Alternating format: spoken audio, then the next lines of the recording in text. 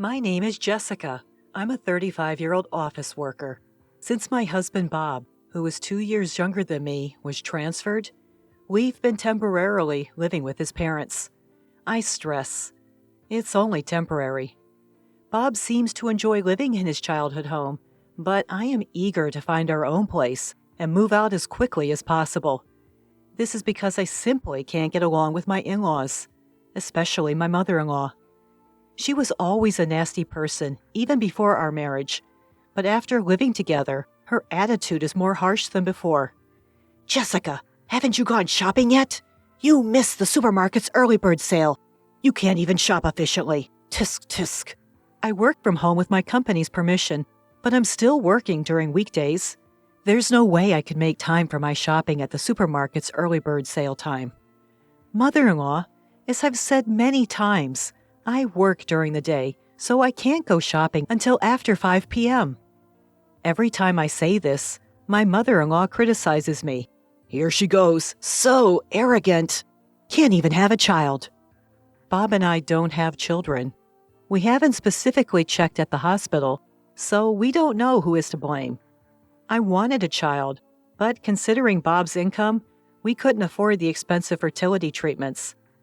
Even before moving in together, I was distressed by my mother-in-law's nasty remarks, but it was better when we were living separately. Living under the same roof day and night, I am exposed to her nasty remarks 24/7. My father-in-law doesn't directly make snide remarks, but he irritates me in a different way. He seems to believe that women over 30 years old are old lady, and treats me, a 35-year-old woman, as such. Hey, old lady, get me the ashtray. Why are you wearing a skirt? No one wants to see your legs. I want to tell him, if I'm an old lady, what does that make you, who's turning 60? I'm not a pushover either, so I retort each time they make rude remarks about me. But that only leads to further deterioration of our relationship as they consider it bossy. There is always a tense atmosphere in the house, and I was already feeling the limit of living together. However, after the transfer, Bob started working more on weekends and going on more business trips, so we couldn't discuss moving out. Jessica, I have another business trip this weekend. Again? You just went on a business trip. This new branch seems to have a lot of business trips. Before his transfer, although he had to work overtime, there were hardly any weekend work or business trips. Can't be helped, right? The work changes with the workplace. Sure, things change when jobs change, but isn't this a bit much? Thanks to this, we are not even able to find a place to move, even though we were supposed to live with my in-laws temporarily. What if we had to live with my in-laws for a long time? I was afraid of that. But then, one day, something happened. As I was removing laundry from Bob's bag after his business trip, I found a piece of paper in his bag's pocket. It turned out to be a printout of an online booking from a travel website. I figured it was just the flight and hotel booking for his business trip, but when I read it more closely, I couldn't believe my eyes. There was a hotel reservation that included tickets to Disneyland for 2 people, and the date was yesterday. That is, the day Bob was on a business trip. Of course, Bob's company has nothing to do with Disneyland. Sure, they deal in seafood, but that's as close as they get to Disneyland. It doesn't matter. This means that Bob was pretending to go on a business trip, when in fact, he was visiting Disneyland for 2 days. And the fact that the hotel reservation was for 2 people? There's no doubt he was with a woman. As I was reeling from the shock, I heard Bob humming in the shower. It's a small world after all. The well-known theme song of a famous ride. He must have been reminiscing about Disneyland and humming unconsciously. But it seems that attractions are not important in a fun and enjoyable affair trip. I was so angry that I was ready to charge into the bathroom and confront Bob. But just then, Bob's phone rang. I was too enraged to think clearly, so I answered the call without thinking. Hello? Hello? For a moment, I heard a young woman's voice, and then the call was abruptly cut off. Could it be? I was convinced. The call just now was no doubt from the woman Bob went to Disneyland with. In other words, Bob's mistress. When she heard my voice answering Bob's phone, she must have panicked and hung up. I checked the call history on his smartphone. Bob isn't really security conscious, so he doesn't bother to set a decent password. I figured his passcode would probably be his 4-digit birth date. And bingo! The phone was unlocked in no time.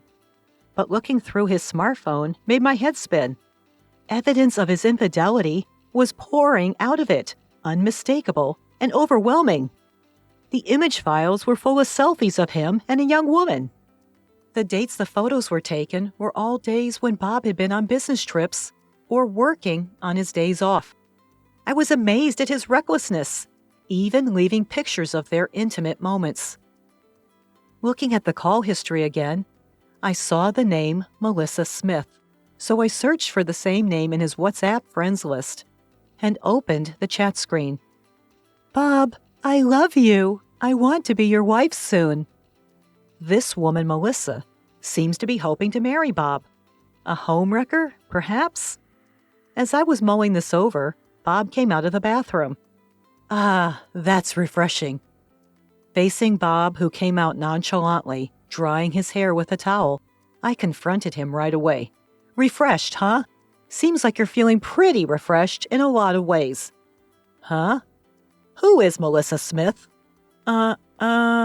At the mention of his mistress's name, Bob flinched. "So it's true. You've been lying about going on business trips, and instead, you've been going on trips alone with this woman, Melissa Smith? Were all your business trips and working days off just lies?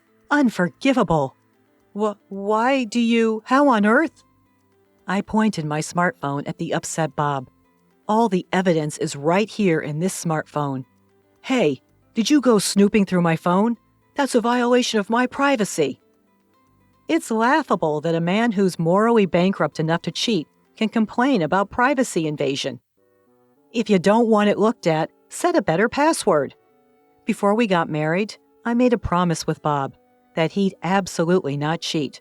I had declared to Bob that if he cheated, I'd leave him right away. Of course, my feelings haven't changed. I can't continue a marital life with a man who's playing around with another woman. Let's get a divorce. When I simply said that, Bob surprisingly agreed without objection. Yeah, I guess so. It was unexpected. I thought he would resist more. Was he ready for divorce once he was caught cheating? "I'll get the divorce papers tomorrow. You tell your mom and dad." Got it. Bob's agreement was astonishingly nonchalant. However, once a declaration has been issued, it cannot be withdrawn, and it has no intention of doing so. Is this goodbye to married life? I felt a tinge of loneliness. The next day, I left the house early in the morning to get the divorce papers from the city office and to take care of some other errands. By the time I got home, it was already late at night. There in the house, my husband and his parents were waiting for me. "So you finally come back. We were wondering how long you were going to wander around." The moment she saw me, my mother-in-law began to make snide remarks. Bob being present here means she should already know about Bob's cheating and our divorce. Isn't there something she should say, like an apology, before making a snide comment? But instead of an apology, my mother-in-law said something unbelievable. "Well, it doesn't matter. At least you're finally leaving. We don't want to see your face anymore, so it's just as well you've been gone all day." "What do you mean?" With a smug smile, my mother-in-law responded to my question. "Exactly as I said. I'm sick and tired of seeing your face. Finally, Bob has returned home, and you were just in the way. You're always back-talking, without any hint of charm, even when I tried to make you uncomfortable enough to leave. It took so long for you to get the hint. I finally had to resort to my ace in the hole." Ace in the hole? My mother-in-law gave a satisfied smile. "You already know the name of Bob's girlfriend, right?" "Yes, something like Smith." Why was she checking if I knew the name of Bob's mistress? You see, I have a friend from my book club, Mrs. Smith. Her daughter is such a well-mannered, charming young lady. She's 10 years younger than you, only 25. At that age, she can have kids easily." Then my mother-in-law dropped a bomb. So I introduced Mrs. Smith's daughter to Bob. Excuse me? I was shocked. I never expected my mother-in-law to say something like this to me. Are you saying, mother-in-law, you arranged Bob's affair? Oh, arranged sounds so scandalous. I simply introduced them. I was completely taken aback by my mother-in-law, proudly talking about her own wrongdoings. I can't believe that a mother would induce her own son to cheat on her. And she is so proud to tell her son's wife about it. What a horrible mother. Well, I had no other choice. Bob is our only child. We need an heir. I would have even accepted you as my daughter-in-law if you'd had children. But all you did was work, never having any children. Next to my mother-in-law, my father-in-law also nodded in agreement. So he was aware of his wife's actions. Do you understand? A 35-year-old woman who can't even have kids is no longer needed. If you understand, then hurry up and leave.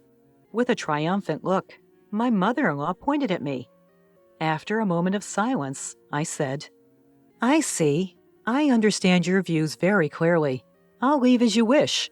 I'll take all my belongings with me. Oh, please do. I doubt you have much to take with you anyway. Do you need help moving? My mother-in-law laughed and said, even though she didn't know anything. But I was the one who would have the last laugh. No, it's fine. Don't worry about me. Everything's already arranged. Huh? Since I wasn't crying or freaking out, my mother-in-law looked surprised. Besides, mother-in-law, I already know that you were helping Bob cheat on me. What? I smirked at my mother-in-law. What do you think I've been doing all day? If I just went to the city hall to get divorce papers, it wouldn't have taken this long. I spent all day arranging for a move and meeting with Melissa Smith. Oh my God. You met with Melissa? Bob asked me in a panic. So what? Did you think I would let you cheat behind my back and not say a word to the other woman? I made sure to note down her phone number when I checked your phone yesterday, I said calmly. Poor Melissa, though. She was really surprised when I called her and said, I'm Bob's wife. I'd like to meet with you. Apparently, you've been lying to her, saying that you're single. I told her the whole truth. Bob, my mother-in-law, and my father-in-law were all shocked. They never would have thought I'd pull something like this off in just one day. Melissa found out that she was the other woman in your affair, and she was really upset. Of course, Mrs. Smith was furious too, at Bob and at you, mother-in-law. She was talking about suing you both for marriage fraud. I couldn't help but sympathize with her, so I promised I'd help as much as I could. What? Bob was visibly shaken. Of course, my mother-in-law was in the same state. Given the many ways in which Melissa deserves sympathy, I've decided not to claim any compensation from her. Instead, I'll increase the amount I claim from you, Bob, and you, mother-in-law, and father-in-law. Compensation? Why the hell do we have to pay damages? My father-in-law blurted out in panic. It's one thing if it's just Bob, but we have nothing to do with this. He seemed to have expected his son to pay some compensation for his affair, but they never dreamt that they themselves would pay. Are you going to take the best part without getting hurt? There's no such thing. Of course you do. The emotional distress caused by your harassment is more than enough reason, don't you think? As I said this with a smile, my father-in-law fell silent. And have you forgotten what I do for a living? I work at a law firm. Why don't I consult with my boss, the attorney, and see just how much we can squeeze out of you in compensation? I had already informed my attorney at the firm about the situation. What? Then the sound of a car pulling up in the driveway was heard. Oh, they're here. Hey there, this is a moving service. I headed to the door with a warm smile on my face. Thanks for having you come at late time. Sorry for the sudden request. No problem. We had a spot open for the night shift. It actually worked out for me as well. I managed to get some other things done, so please get started right away. Oh, and be careful. There are some fragile items. As I invited them in, several movers began to shuffle into the house and start gathering the belongings. Wait! Hold on! Following my instructions, they began to pack up my things with a swift and efficient rhythm. Not just my clothes, books, and computer, but even the appliances in the living room and kitchen.